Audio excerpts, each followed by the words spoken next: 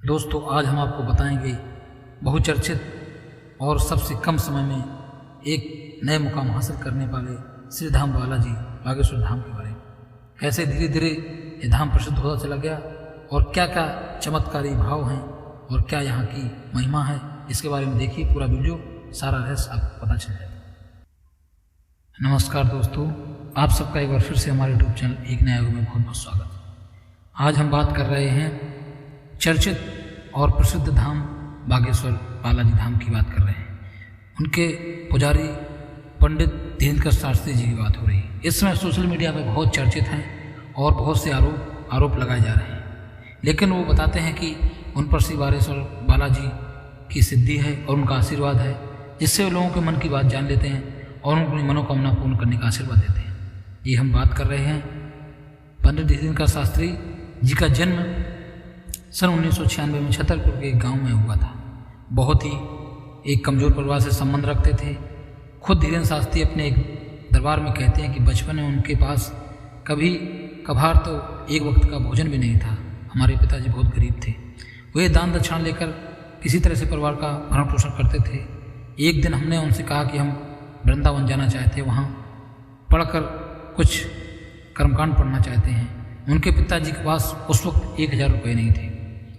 उन्होंने गांव में कई लोगों से रुपए उधार मांगे, लेकिन कोई रुपए देने के लिए राजी नहीं हुआ, क्योंकि सभी ये जानते हैं कि ये गरीब ब्राह्मण पैसे कहाँ से चुकाएंगे। तब वो कहते हैं कि तब हम वृंदावन नहीं जा पाए। धीरेन्द्र के पिता का नाम राम कृपाल गर्ग है, माता का नाम सरोज गर्ग बताया जाता है।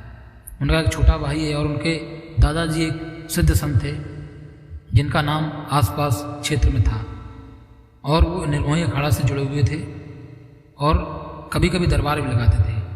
पंडित धीरेन्द्र शास्त्री अपने दादाजी को ही अपना गुरु मानते हैं। उन्होंने उनको रामायण और भगवत गीता का अध्ययन करना सिखाया था।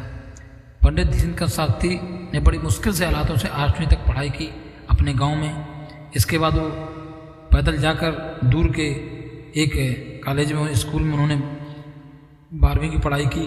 बाद में प्राइवेट से BA भी किया और हनुमान जी की कृपा से वो जो है धीरे धीरे उनकी पूजा में लगने लगे।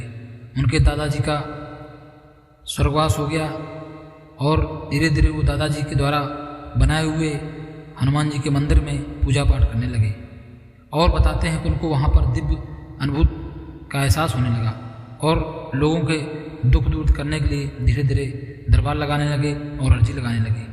हालांकि 9 वर्ष की उम्र में वे हनुमान जी के पुजारी हो गए थे। कहते हैं कि साधना पर उनको असर हुआ और बालाजी की सिद्धियाँ भी प्राप्त हुई और धीरे धीरे उनका जो है प्रभाव बढ़ता चला गया। छतरपुर के गढ़ा के पास जो बागेश्वर धाम है, जहाँ पर बालाजी का हनुमान मंदिर है, हनुमान जी के मंदिर के सामने महादेव जी का मंदिर है। मंदिर के पास ही उनके दादाजी का समाधि स्थल है, जिनको वो अपना गुरु मानते हैं। यहाँ पर मंगलवार को अर्जी लगती है और अर्जी लगाने के लिए लोग लाल कपड़े में नारियल बांधकर अपनी मनोकामना बोलकर उस नारियल को वहाँ एक स्थान में बांध देते हैं और मंदिर के राम नाम जप करते हुए 21 परिक्रमा लगाते हैं। यहाँ पर लाखों लोगों की संख्या में नारियल बंधे हुए मिल जाएंगे।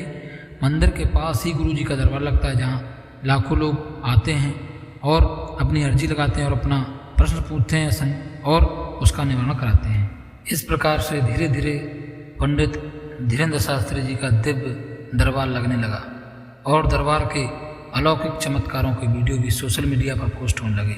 यहाँ तक कि इस मंदिर की शाम की आरती और धीरेन्द्र शास्त्री द्वारा रामायण और भगवद गीता के प्रवचन भी सोशल मीडिया पर पोस्ट होने लगे, जो धीरे धीरे बहुत अधिक लोकप्रिय हो गए। देश में तो फैली गई, धीरे धीरे विदेशों में भी खबरें पहुँचने लगी और उनको लोग चमत्कारी बाबा बताने लगे। पंडित धीरेन्द्र शास्त्री के पास लोग अर्जी लेकर आते और उनकी अर्जी सफल हो जाती तो कभी असफल नहीं होती। मनी माना जाता है कि उन्हें चमत्कारी लोग कहने लगे। उनके दरबार में सैकड़ों लोग अपनी समस्याओं को लेकर आते, लेकिन महाराज किसी को भी उनकी समस्या नहीं पूछते, बल्कि स्वयं किसी भी फलना व्यक्ति का नाम लेते हुए अपने पास बुलाते और जब व्यक्ति महाराज के पास आता तो स्वयं उस व्यक्ति की समस्याओं का समाधान अपने पर्चे में लिख कर दे देते, जिससे हर कोई हैरान हो जाता कि दूर से आए किसी अनजान व्यक्ति के बिना बताए उनकी सारी समस्याएं कैसे जान लेते हैं।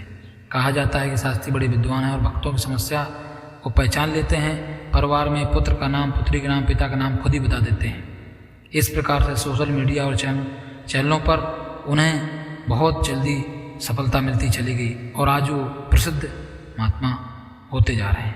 बहुत से लोग उन पर आरोप लगा रहे हैं कि वो एक विज्ञान के माध्यम से बताते हैं, लेकिन वो बताते हैं कि उन पर श्री बालाजी की कृपा है, जिसके माध्यम से वो लोगों की समस्याओं को पहचान जाते हैं और उनको समस्याओं को हल करने का उपाय बताते हैं।